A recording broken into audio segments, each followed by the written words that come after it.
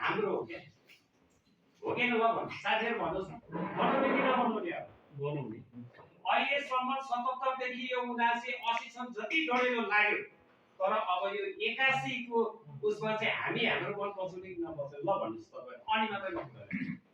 लाग्यो कि नलाग्यो यो फर्केर कहाँ आउँछ भन्दा सामुदायिक वन समिति नै आउँछ पहिलो दायित्व कसको भन्दा उसकै हो अब यो दायित्व हामीले पुरा गर्यौँ कि गरेन भन्नुहोस् त साथीभाइहरूले कति गरे हामीले त्यो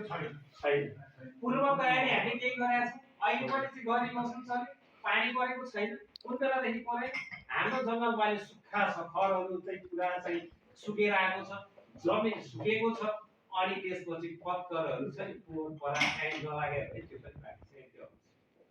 अनि हामीले काहीँ चाहिँ अग्निदेखि पहिला गरेर त्यसलाई पनि सक्नु गरेका छैन अहिले पनि हामीले पूर्व तयारी अर्को सिमानाबाट चाहिँ खनन अग्निरेखा बनाएर राख्नु बाइचान्स अर्को वनबाट आयो भने मेरो मनमा त जाँदैछ भनेर हामीले केही तयारी गर्यौँ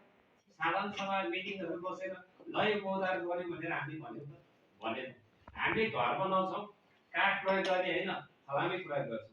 हालमोनियमै प्रयोग गर्छौँ अब स्थानीय सरकारले घर बनाउने कुरामा अनिवार्य काठ हाल्नुपर्छ भनेर लागू गर्नुपर्छ यो गाउँपालिकाबाट त्यो भयो भने वनका ती